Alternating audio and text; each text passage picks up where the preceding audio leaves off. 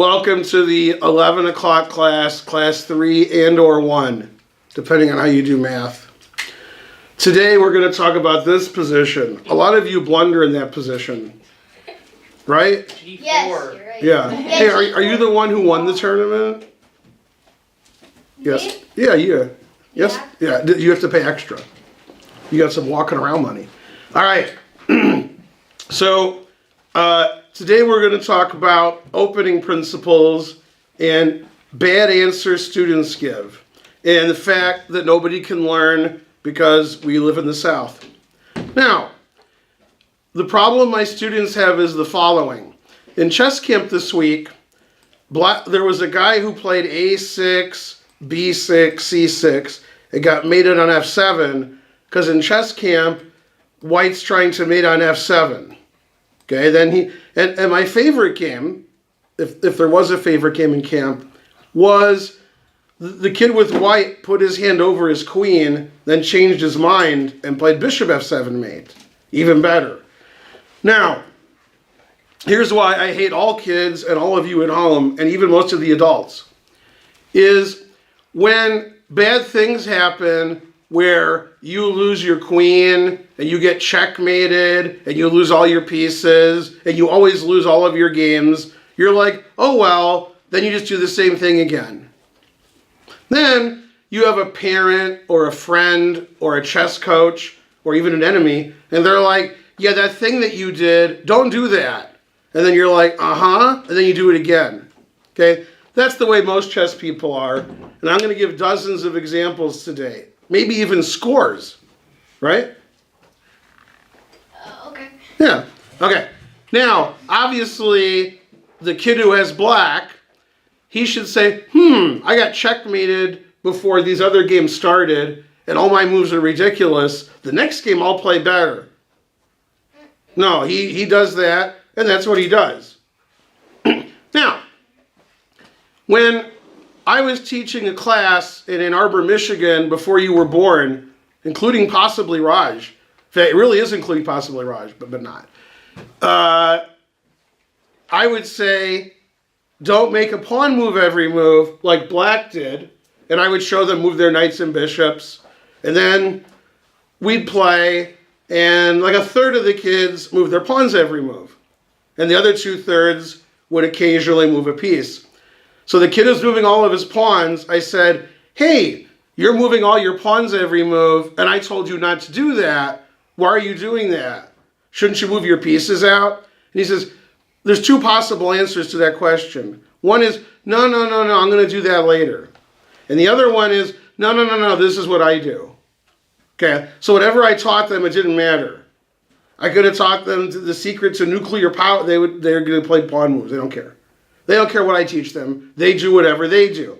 Now, for most of you, including Raj, your parents are paying for this class. So if they're paying money so I teach you to play better and you totally ignore everything I say, what's the point of the class? So if you're like, man, Grandmaster Finegold showed me this awesome way to play with black, I guess I'm going to do that, even though I told you not to do that with black. You're like, oh yeah, but it looks good. Didn't the Grandmaster say don't do that? Yeah, but I want to do that. Now, even though what I'm saying sounds funny, it's basically every student I've ever taught or seen. They all do the same thing. They don't care what I say. They don't care what their other coaches say. They just do what they want, and their rating is the same for 20 years instead of getting better. Obviously, if your friends are winning tournaments and your friends are gaining rating points and you're not, you should do something different. Not the same thing and lose every game. All right. So what are opening principles? Well, it seems my students don't know, because whenever I ask anybody, why'd you go there? They never give an answer I want to hear, such as, I'm controlling the center. I'm moving my bishops and knights out. I put my rook in the center. I castled. I gained space. They say things like, I attacked his queen. I hope he doesn't see it. I attacked his rook. I hope he doesn't see it. I don't know why I went there. It was my turn. I had to do something. Those are the answers I get. Okay? People never follow the opening principles because the opening principles don't give one move threats. Sometimes they do by accident. And you should always follow the opening principles. Then you'll play like a super grandmaster. You'll notice a very high percentage of a grandmaster's games doesn't necessarily threaten their opponent's pieces. It just improves. So the move e4, which most of you play, that doesn't threaten anything. It's just a good move. And so if your opponent plays,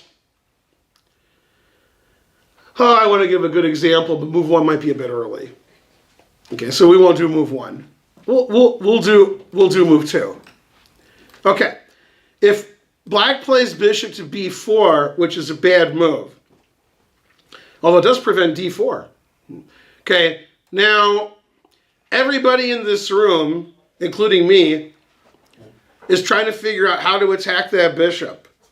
Why are you trying to figure that out? Is that an opening principle to attack a bishop? No. Is that in some book? You should attack a bishop. Yay, now I play the opening well. No, opening principles are what I said.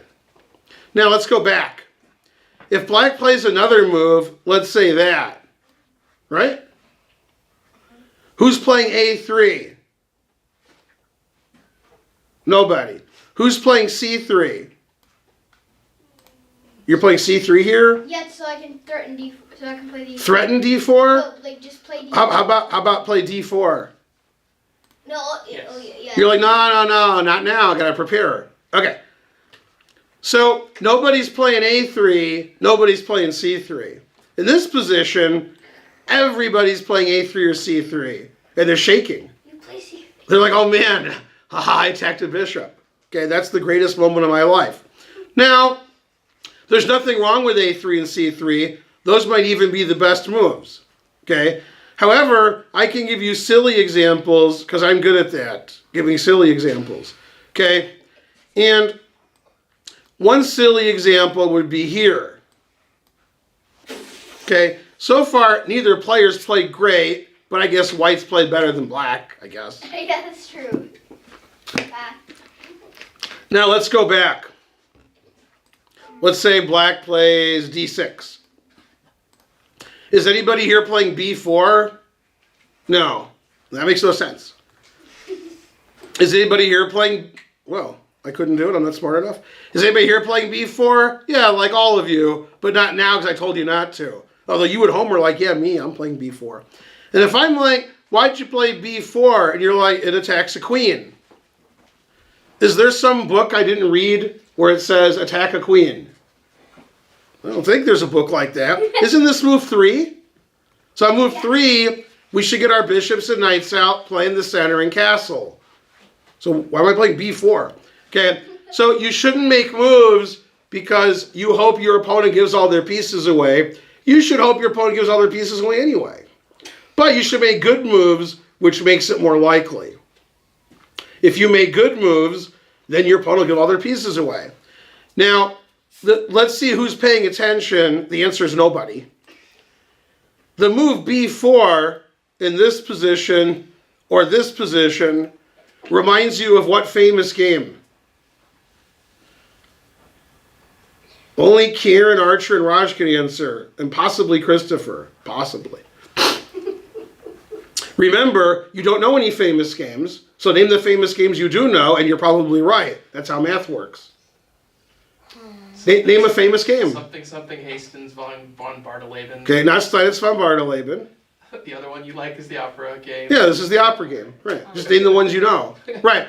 So b4 attacks the queen. There's no other reason to play b4. Nobody would play, no grandmaster would play b4. All of you would play b4 to attack the queen.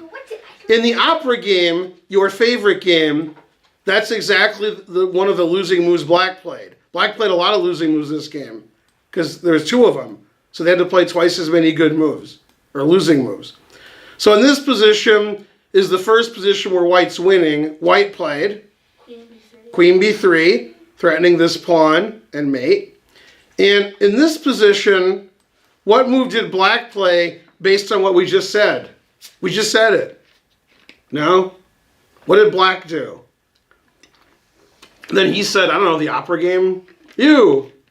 B? Yeah. B4. I mean B5. B5, right. B5's terrible. but it attacks the bishop. Yay. Okay. Now, if the bishop was here, let's say it was there, would black play b5 here? No. So some reason when things attack things, that excites all of you. And I get excited when I take things for free. I'm like, oh, that's a good move, free piece. Yeah. You guys are excited by maybe winning a free piece later if you're lucky. Okay? And of course, since white has 4 pieces out and black has 2 pieces out, maybe we shouldn't move a pawn on the side. Maybe we shouldn't. Maybe we should get a piece out and castle. White can castle, black can't castle. So b5 is terrible. And then it was punished, and white checkmated black in 8 more moves. Okay, which you all memorized, we have to look at it. Okay, now, I wanted to talk about the mirror image, even though the mirror image is wrong. That's not the right word. Have a seat. The right word is, what is the right word? Inside out? No.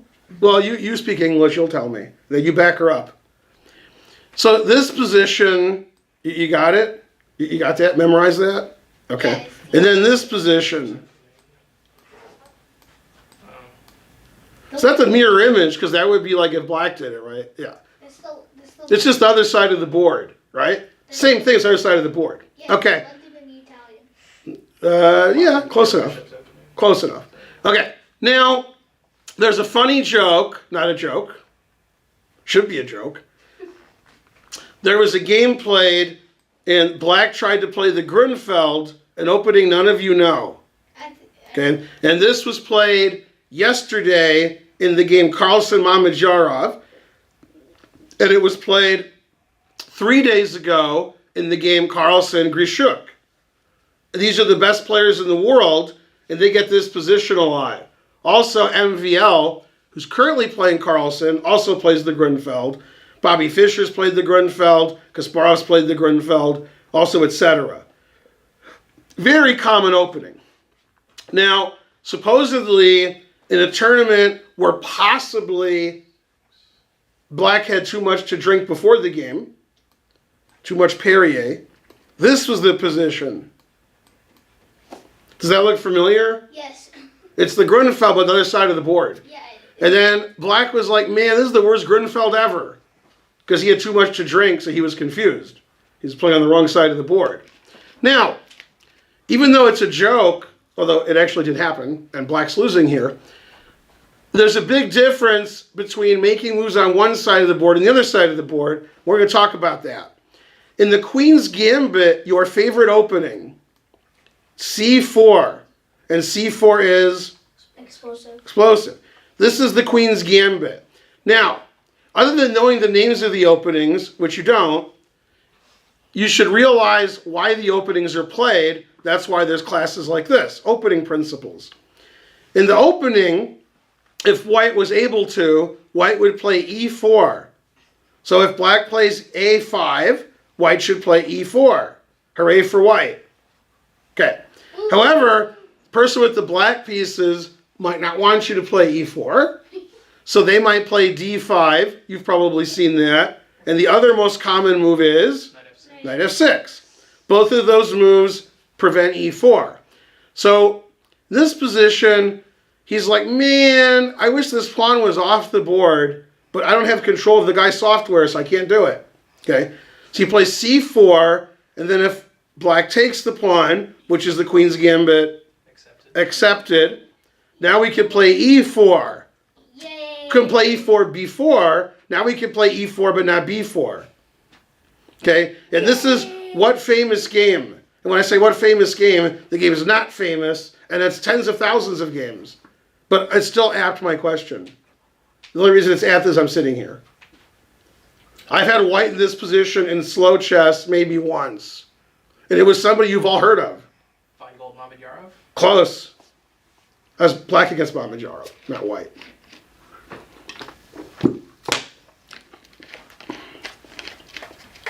You have to name people the kids have heard of. There's only like 3 of them. What? Anand. There you go. Anand. Yeah. This is Finegold Anand, 1986. And I have a commemorative plate from that tournament right there in the corner. I got that plate after or before I played Anand. I don't know. Okay, and that was a draw, but very suspicious. Okay, the point of the Queen's Gambit is, hey, get rid of that pawn so I can play e4. What two moves can black make where he doesn't want to get rid of his pawn? He wants the pawn to stay right there. You. C6 and E6. C6 and E6. C6 is called Slav, and E6 is called the Queen's Gambit declined. Sometimes they transpose. Now, lower rated players, which is all of you, you play another move which grandmasters don't play, but a lot of you play it. Knight F6. Knight F6. Christopher's like, I'm lower rated. Call on me. Right. Knight F6. Knight F6 is a bad move because when I take, I got rid of your center pawn. And now later in the game, I can play E4. I could play it now, but theory says I should play Knight F3 first. And that's too complicated for this class. That's the over 1400 class. Okay, now I got my center. Hooray for Ben. Now, this position right here is the famous game Finegold versus what super GM you've heard of, higher rated than Anand. Carlson. Close. Bobby Fischer. Fabiano Caruana. I won that game, and this is how our game started. Beat Fabiano Because I took all his pieces and he resigned. What? Yeah. Then about 10 years later, I was like, remember when I beat you? And he said, did I play that? And I said, yeah. And he went, oh. How old was Bobby when you played him? 11. Yeah. That's What? Yeah. How's that fair? What? How's it fair? There's 11-year-olds. I played a 10-year-old last month and we drew, and I was lucky. Okay. He's having a bad tournament at Peters. Not good. There's good and there's not good. He's in last. Man. Nobody can pronounce his name, so we call him Abi. Mishra. Yeah. He's your favorite player? Yeah. Abi's not his real name, but nobody can pronounce his first name. It's like Abby so. Check or something. Yeah. Well, it's a lot of letters. Abby Manu. Maybe. Yeah. I asked the kid what his name was. He's like, I don't know. Okay. So this is the game I beat Caruana. Caruana's like, I wish I wasn't 11. I wish I was older. Now he doesn't play this anymore. Now when he was 11, he was 2260. But I'm not the one on trial here. Okay. That's a bad move. I tell people that's a bad move, then they all play it. Good memory. Now, there's a guy in Chicago who teaches chess, if you can call it teaching in chess. And he told me a funny story related to this class. Said, I tell my students when they're black, don't play Knight F6, because they'll go here. Instead, play Bishop C5. Then when they go here, you can take it. And they're like, wow, thanks for that advice. Then he says, about half the time or more, they forget and they go here. And I was like, yeah. And he says, and then I tell them, when you forget what I told you, and you go here, now I want you to play this move, because nobody knows that move. Then the person with white's could be like, what? What's that move? So that way, when black gets confused, and then realizes he got confused, he can confuse white. So I can see the kids now like, oh man, Knight G5. Oh yeah, he told me to play here. I can see it now. Okay, so he's prepared for his kids to forget what he told them. And they forget about half the time. It's good memory. Now, there are kids in this position who intentionally give away their knight. We call those kids low rated. And after here, they play D4. Okay, and about half the time, they get to take this queen next to move because black doesn't see it. So black plays here and they take the queen. Or black plays here and they take the queen. And so forth. Okay, if black plays here, then white resigns, but the truth hurts. Okay, and actually he teaches his kids that. He's like, if that happens, you play queen G2. Maybe they'll remember it. Maybe. Okay, the point is, when your queen's attacked, move it away. Now, sometimes you break the opening principles because you're doing something more important. And I'll give you an example which you will agree with. You'll be like, yeah, I agree with that. Okay, in this position, black would break two opening principles. He would move his knight again, and he'd move it to the side. But he would do it anyway. And I was giving a lesson once, and my student didn't do that. And when I recommended it, he said, oh, that's no good. You shouldn't move your knight again. Okay, so he saw he could take the queen, he still wouldn't do it. Okay, Now, the opening principles are principles, but taking pieces is taking pieces. If you could take pieces, you could break opening principles because you're ahead pieces. And in fact, some of the worst games ever played are played by children, and you see this kind of position. Now, white breaks the opening principle, and black gives all his pieces away. Now the kids are experienced. Their hands are all up. I know a lot about this position. I've had it more than you have. Yeah, right? Doesn't white play queen takes c5 check? Doesn't white do that? Yeah, I agree with that. Now, here, white's going to break a lot of opening principles and take a lot of pieces. Right? Now, I'll tell you a related story. We were at a quote-unquote Rex dinner, and one of the principles of eating is don't eat until you die. Like, stop eating at some point. Okay? However, at a Rex dinner, usually Rex pays. And by usually, I mean always. Right? So if somebody else is paying for dinner and you keep ordering food, you're not paying for it. The other guy's paying for it. He's still confused. He's like, what do you mean? Yeah. You're like, I'm a kid. When I order food, my dad pays for it. What are you talking about? I never pay for food. Okay. If you were with your parents and you were like, oh, I would like this and this and this and this, your parents like, no, you're not getting all that. But when you were the Rex doesn't care what you order. So there was a guy who'd never eaten with us before from out of state. I can't believe he's alive after the meal. He ordered everything and he kept ordering. He ordered while we were eating. He kept ordering more and more and more. He must have eaten like 12 meals worth because it was free. He had never experienced that because he's an adult. He doesn't have other adults pay for him. We get it every day, so we don't care. Like Rex pays, so what? That's every day. But for him, it was new, right? When you're a kid and you go to the restaurant, you just order what you want. Then when you're an adult, you're like, I gotta pay for that? Where's my dad? Where's my mom, right? Okay, that hasn't happened to you yet, but it will. You'll be like, oh man, I gotta pay for that? I didn't know that stuff costs money. What? Okay, so in chess, if I'm like, don't move your queen every move, and you're like, but I'm good at that. Okay, now you should move your queen every move because you're taking everything. So now you take this, and then if black still plays badly, you should keep moving your queen. Okay, keep moving the queen. So black's moves are all terrible, and white's only moved his queen. You could argue every move white makes breaks the opening principles. However, white's up 5,000 pieces. Yes. So you can break opening principles when you're taking everything. Then we get into complex situations which are too hard for this class. And those situations are you're taking all of your opponent's pieces, but you're walking your king up the board. So you're up 3 pieces, and that's good. And your king is here. And you're like, hey, you're going to get mated in 2 moves. And you're like, no, I'm not. I'm going to move my king back here, and I'm going to be up 3 pieces. What's the answer? The answer is I don't know. Ties. So if you both break the opening principles, it's not clear who's winning.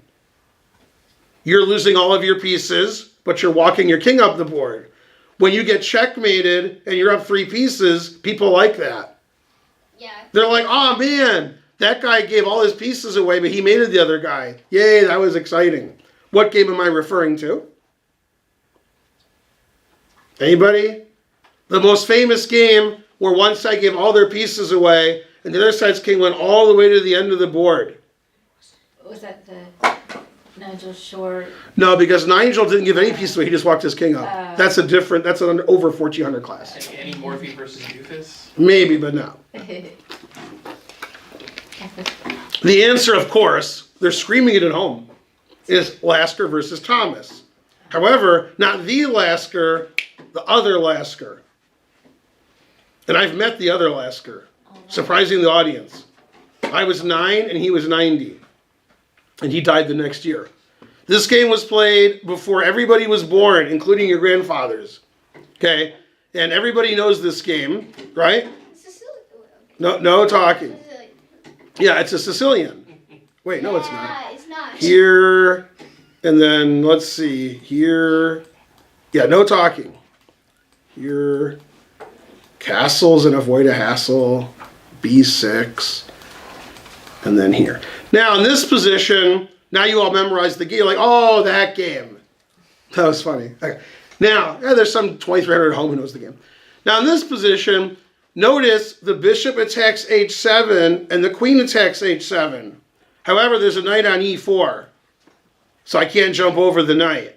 But I could play knight takes check and then play queen takes h7 mate.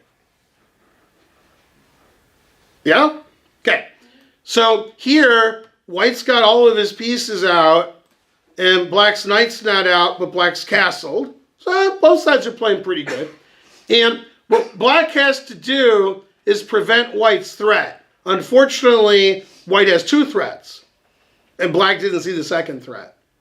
So black played queen e7, and the idea is after knight takes, you take with the pawn, and the queen defends the pawn. So that's not mate because you take it. Yeah. Okay. So black played queen e7, and he's like, yay, I defended against that threat. And then white played the other threat, and black was like, oh, there's another threat. So what black should do, I guess, is play g6. I guess. See, I have an engine. Let's see if it plays g6. Only the engine knows. G6, bishop takes e5. It's about the same. Okay, so g6. So basically, if black takes the knight or plays g6, it's okay. Otherwise, black's losing. Now, let me explain why taking the knight is okay, even though I can still do this mate. When the knight was on e5, it defended f7. Now, it doesn't defend f7 because the knight's gone. So if you play for mate, I have king f7. Yay. Although, wouldn't bishop h7 win? Yeah.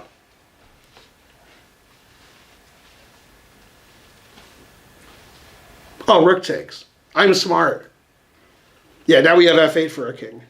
Actually, it's funny. If you take with the pawn, bishop, or queen, this still wins. But if you take with the rook, then now black's have two pieces.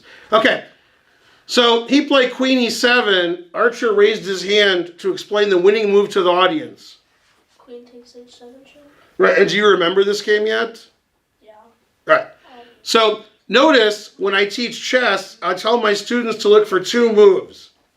Checks and captures. Checks and captures, that's a check and a capture. So that would be a good move to look at. But black didn't look at it, so the black got checkmated. Okay? And in the opening principles, white broke them by playing queen h5. But he had a good excuse. His first excuse was, opening principles, this is the middle game. Look how late it is. Okay, we could fall for that. Maybe it's the middle game. And the other excuse is queen h5 doesn't work, but black blundered. If you make a really crazy aggressive move, breaking the opening principles, then your opponent lets you win, then you're going to win. If your opponent stops you from winning, maybe you shouldn't have broken the opening principles. So he played check, knight takes check, and black doesn't have a lot of moves. Notice, as Raj said, it's double check. So king here allows checkmate. That's good for white, right? Okay, so he played king h6. Then we checked. Yeah. Then he played one legal move. What's his legal move? King g5. Right, and then he played his only legal move. King f4. And then he played his only legal move. King f3. And then he played his only legal move. King g2. Then he played his only legal move. King g1. And he promoted me to queen. Right. And now, unfortunately, white played king d2 mate instead of castle's mate. Now that's checkmate. That would have been better. Okay. Didn't want to show off. So less pieces to move. He's lazy. Yeah, exactly. I agree with that. So in that game, white gave up a queen, which he shouldn't do, and black moved his king up the board, which he also shouldn't do. And in this case, moving the king up the board was worse, as he got mated. And this was sort of a middle game, I guess, although black didn't develop his pieces yet. Okay, and white didn't castle, ever. So sometimes in the opening, you can break a principle because it forces your opponent to break a principle, and that's worse. Or because you're just winning something. Now, I want to go back to the King's Gambit, King's Pawn versus the Queen's Gambit, London. This was one position we looked at, and then I compared it with the opposite on the other side of the board. London. Yeah, there we go. Okay, now let's talk about the Queen's Gambit. The Queen's Gambit, the goal is we get rid of this pawn and we get the center and we're all really happy. And black might be, nah, I'm going to defend my pawn and my pawn's there forever. In the King's Gambit, we actually have the same goal. The King's Gambit is less popular because our king is open.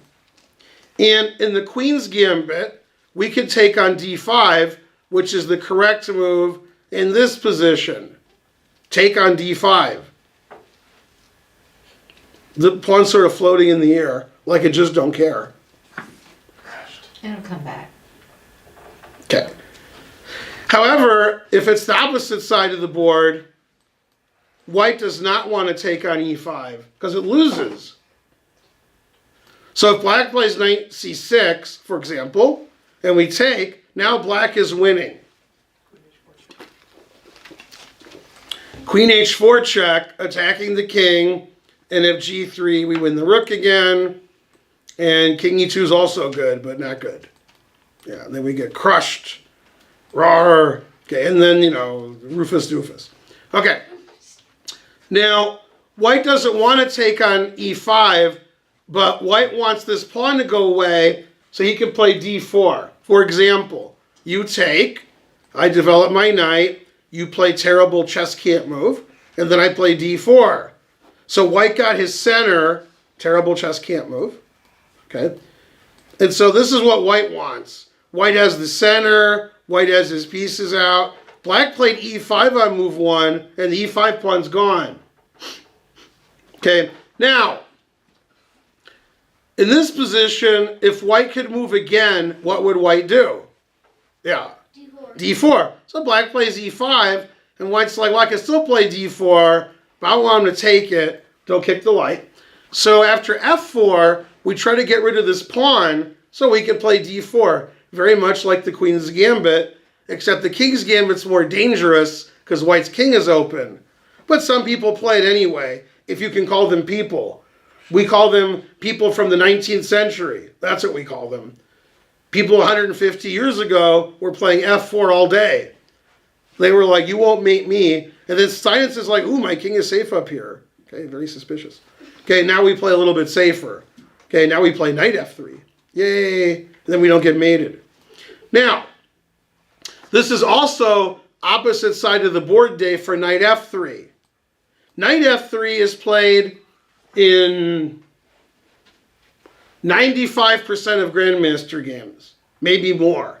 If you watch two Grandmasters play, and this is the position, they're going to play knight f3. And very, very, very occasionally, they'll play f4, bishop c4, but not really. Okay, you. What about playing d4, the Smith-Morra? That's not the Smith-Morra. Oh, Okay, and no Grandmaster plays that. Yeah. Okay, this is the Smith-Morra. oh yeah. Yeah, and then Grandmasters don't do that. Now, notice knight f3 is played 95% of the time or more by Grandmasters. On the other side of the board, it's 0%. Okay, even though the move is okay. d4, d5. What move in this position is like knight f3? Knight c3? Knight c3. Is that what Grandmasters do? No. No, the reason is, there's a reason. Can white play c4 now? No. No. Not jump over it. Now white often will play c4 in the first 10 moves of this position. Sometimes right now. And if they don't play c4, they might play c3, defending their d pawn. They might. After knight c3, you can't do any of that. You might say, wait a minute, why doesn't that matter over here? Does white play f3 usually? No. White play f4? Not usually. So knight f3 is more common. We don't want to play f3 or f4, so we play knight f3. We might want to play c3 or c4, so we don't play knight c3. Okay? Now, let me give you a funny example so you're less confused. Irrespective of what white does here. Knight c3, knight d2, or e5. The 3 moves from Grandmaster chess. If you're not a Grandmaster, then e takes d5 is pretty common. All right, let's play one of the Grandmaster moves, e5. Does black usually play knight c6? No. No, only in kids' games. That blocks the c-pawn. If black wants to play knight c6, we go here first, then we play knight c6. Okay, then we're attacking. And the same goes in this position and in this position. Of the knight c6s, of them, this is the most common. And by most common, it's not very common. In the advanced variation, no grandmasters ever played knight c6. Against knight c3, knight c6 is a move, it's just really unpopular. Knight d2, sometimes they play knight c6, like I've played it, and the reason is we're attacking a pawn. So knight c6 isn't that bad, attack a pawn, gets the knight out. Okay, opening principles, when the center gets blocked up like this, black wants to play c5 and occasionally f6 and attack these 2 pawns. Well, if you play knight c6, you can't play c5. Now, an opening principle you should learn from this class is don't make moves that stop you from making other moves. So let's say you want to play this move and this move. Then you play one and you can't play the other one. You're like, oh yeah, that's right. So let's say you play the London, okay? And you're like, I play the London, look at me, okay? And in the London, you're like, these are the 7 moves I usually play. Knight f3, bishop f4, e3, knight bd2, bishop d3, c3. Might have been 8 moves, I don't know, I can't count. Okay, I guess it was 7, 4 plus 3. Now, if you're like, all right, let's go here, let's start it off. Oh no, I can't play bishop f4 anymore, right? Now you're not going to play the London. Yeah? Okay. Or, yeah, bishop h3, exclam, Shirov. Or you play bishop d2, now you can't play knight bd2, you have to play it later. Bishop d2 makes no sense. Or you play knight c3, now you can't play c3, which doesn't matter that much. But if you want to play a series of moves, you can't stop yourself from making those moves. So if you want to play c5 and you play knight c6, you're not going to play c5.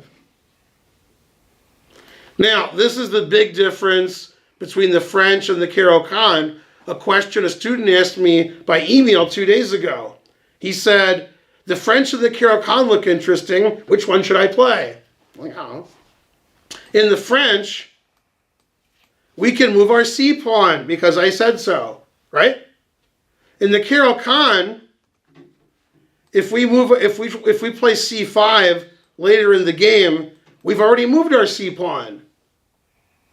Why are we moving it twice? So you might say, wow, the French is better than the Caro-Kann. In the French, I can move my c-pawn. In the Caro-Kann, it's like on c6 already, and I can't play knight c6. That would be correct, everything I just said. What advantage does the Caro-Kann have over the French? Why does this have an advantage over black playing e6 instead? Which black piece is not as offended in this variation? The white bishop. White bishop. The white bishop. This bishop has lots of options, right? Yeah? Yep. Okay, and the French, not so much. No good. Okay, so in the French, this bishop is an issue, but we can play c6 or c5. And our knight can go to c6 later. In Caro-Kann, we can't go knight c6. Our pawn's on c6. And if our pawn goes to c5, we lose time. Playing c6 and c5? I already lost Rosemary last week. Can't afford to lose time, right? What? Oh. You have to be more sage to get that joke. What? All right, nothing. Okay. Okay, so in the opening, you want to play in the middle. You want to get your bishops and knights out. You want a castle. And most kids and most beginners and most low-rated players, they're like, no, I don't want to do any of that. I want to take their queen. Now, when you watch Super Grandmaster play, are they giving their queen away every move? No. They're playing in the center, they're getting their pieces out, and they're castling. When you guys are playing, it's a very low percentage that I see that. I see you guys making one-move threats and then going darn when they don't fall into it. You guys play for the 4-move checkmate against me.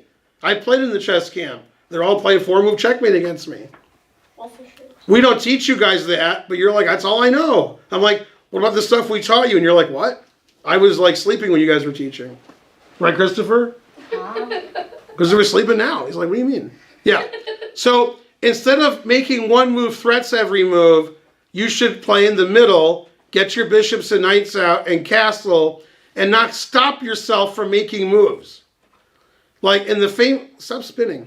I didn't even do anything. I'm just sitting here. In the famous game we just looked at about 30 minutes ago, Black played here, right? Can the bishop get out now? No. So is that the most common move now in Grandmaster play? No. Grandmasters want to have a choice for their bishop, so they play h5. So they usually play knight c6, defending their pawn. Now their bishop has lots of options. Do Grandmasters play d3 and block their bishop? No. Okay, they might play d3 later, but usually they move their bishop out first. Make sense? Okay, opening principles, develop your pieces, castle, play in the center. They don't have to make one-move threats. Sometimes they never make threats. They just want to get their pieces out to good squares and not blunder them. Now, the things you guys do wrong is you line your pieces up to get forked. Okay, for example, you have the black pieces, you're playing great, and then you play bishop e6, and they fork, and you're like, no, I hate when that happens. Okay, when it happens once, you should hate when it happens. When it happens 40 times, you should have seen it the next 39 times, because it already happened, right? So if you're black, and that happens, don't play bishop e6 anymore, because then d5 wins a piece. If this pawn's off the board, because you captured it, is white going to play d5 here? Never. There's no pawn. Now you can play bishop e6, because no pawn's going to go here. When those things happen to you, you have to remember them, not let them happen again, and you have to do them to other people. And you play d5 and you win a piece, right? That's opening principles, is don't do stuff wrong that you've already done, and then you punish people when they do it, because you've already seen it, right? Yep. You've already seen it, so now you punish them. Now, I have to show you something funny. We had a beginner come to our Tuesday night, whatever. He plays on chess.com. He's very low rated. And he's like, I never played a Grandmaster. Let's play. So I'm like, all right. We played without a clock. And this was our game. It's a tennis and gambit. Okay. What? Oh. It's Okay. a wonder. All right. You're gonna lose your queen. Now, in this position, if it was white's turn to move, which it's not, white has a very complicated threat, too hard for this class. I know it. One of you is higher rated than 1400, and one of you already saw it. You've never seen it, so you can't get it right. What's white's threat? Bishop c4. There we go. Yeah, that's wrong. I was like, you can't be right. What? Now, obviously, he's right, or he has to go to the bathroom really badly. It's one of them. Okay? We'll call in a random student. Archer. Knight takes f7. Man, how come you didn't know that? That was what I was gonna say. Are you sure? Yes. You didn't look too excited or anything. No. Yeah, I watched this on YouTube. I know what it is. Okay. So if black plays a random move, then knight f7, King takes. bishop g6 check. Notice the queen's attacking the queen because I said so. And so, okay. Now, I'm playing a beginner who comes to our chess club. He thinks he's the best. Okay. In this position, I realize knight f7 is a threat because I've seen these kinds of tricks 1 billion times. So I played knight c6. That defends my queen because I said so. Also, it develops my knight. Now, if I play e6, that's also okay, because in this position, what move can black make? The answer is all of them. I could play king e7, obviously, but king takes is okay. Because after queen takes queen, bishop b4 check, we get our queen back. But I played knight c6. Okay, now, since I'm a grandmaster, probably I didn't hang my queen. Although, it's me, so, yeah, 50-50. So, of course, he played here. And I said, oh boy, free piece, I like that. I actually said that. And then I said, oh boy, if it's free, it's for me. And then he was like, now we're playing chess. He was really like trash talking. And I did that and he went, oh. Okay. Yeah. The truth hurts. Okay, and then he kept playing, but it didn't matter much at this point. Okay, so my opponent was threatening something based on tricks, but he forgot. Tricks are for kids. Tricks are for kids. Yeah. So I saw knight f7 because I've seen knight f7, bishop g6 my whole life. So I stopped it. But he didn't think I stopped it. He thought it was all new to me. That's confusing. Yeah, new to me? What? Okay. Now, here's why this guy's not good at chess yet. He doesn't play with opening principles. He plays with one-move threats. When you see the threats, you beat him. When you don't see the threats, he beats you. Well, he's not going to get better at chess. He's going to beat people rated under 1,000 and lose to people rated over 1,000. So his rating was a little less than 1,000, he told me. Yeah. Okay. Well, obviously, if you play the same trick every game, you're not trying to improve your game. In this position, white's already down a pawn. Boo! Give a pawn away. Don't give pawns away. Take your opponent's pawns. Okay.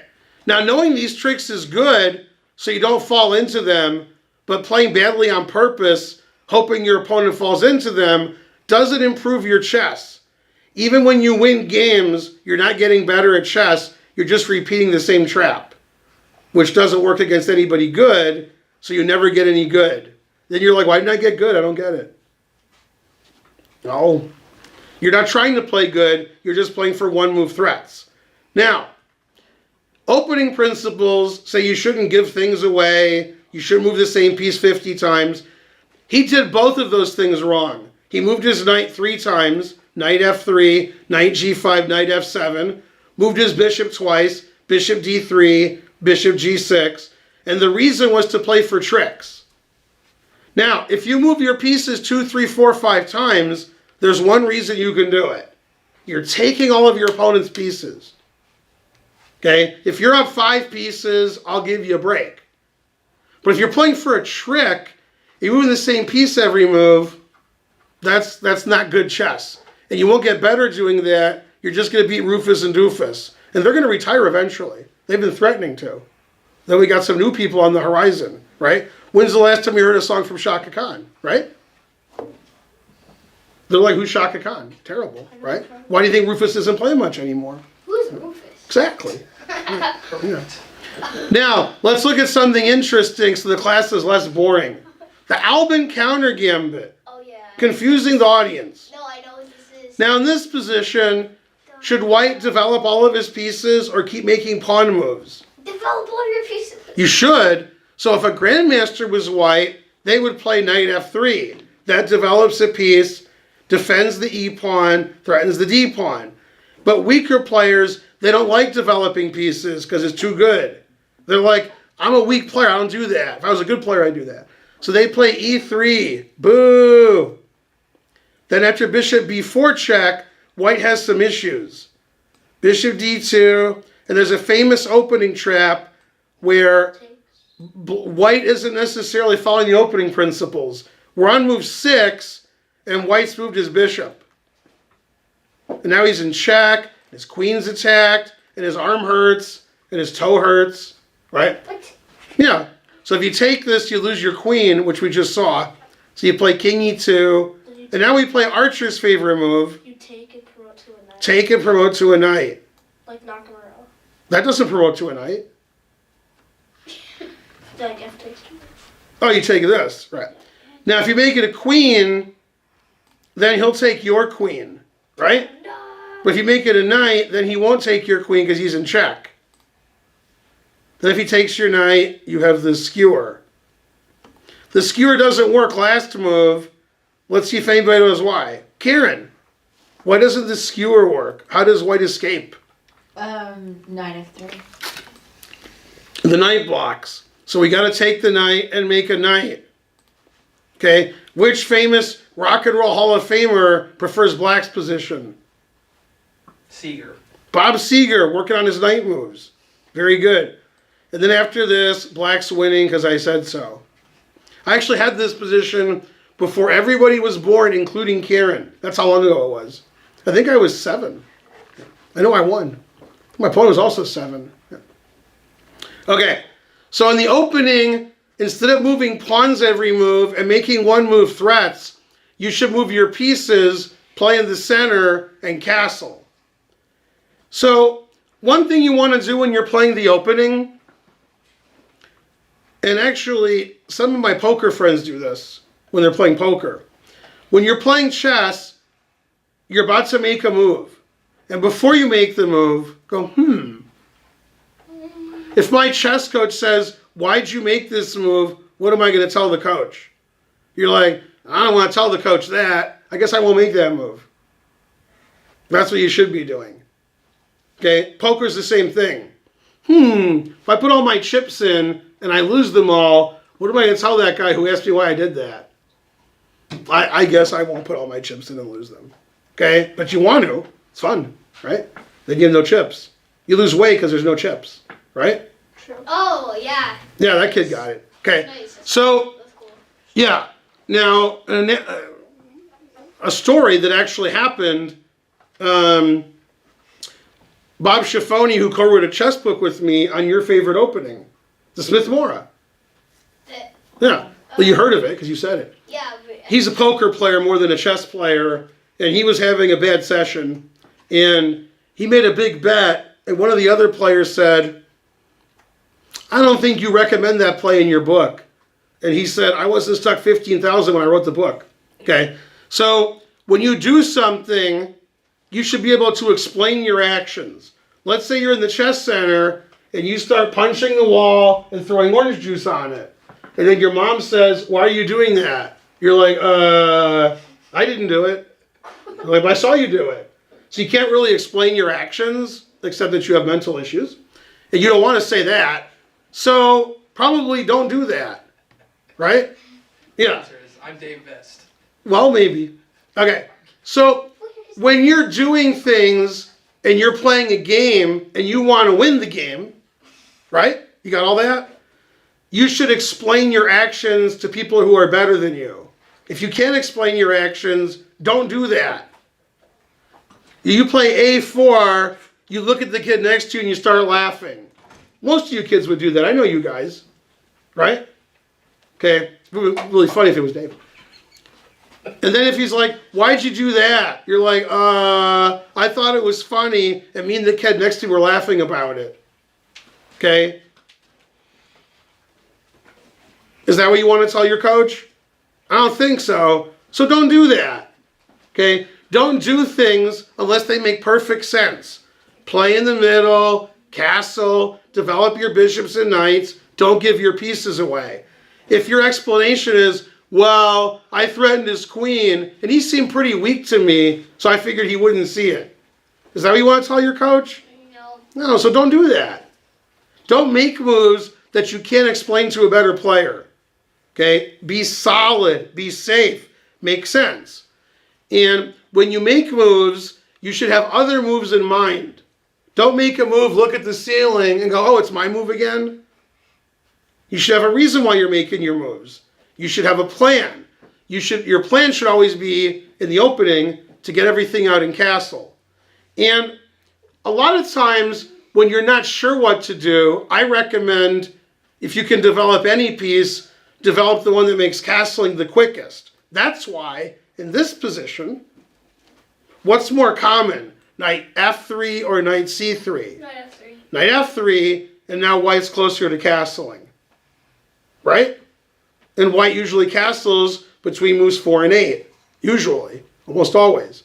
And if you want to castle queenside, like in the Petrov, let's say white wants to castle queenside. A common move here is knight c3, getting the knight out of the way. Take with the d-pawn, get the bishop out of the way, get the queen out of the way, and then we castle queenside. Notice, white didn't move this bishop yet because he was going to castle queenside, so he got the other pieces out of the way first. Castles kingside, gets those pieces out of the way first, just makes sense. And that's, a lot of Grandmaster games start like this now. Then it's exciting, and then it's a draw. Right, Archer? Unfortunately, yeah. All right, thanks for coming to the 11 o'clock class. Okay, I'm Grandmaster Ben Finegold, and we're going to Vegas soon, and when I come back, I'll have different colored hair. Right, Karen? I guess. Spencer style. No, Karen's supposed to say no. No. Bye.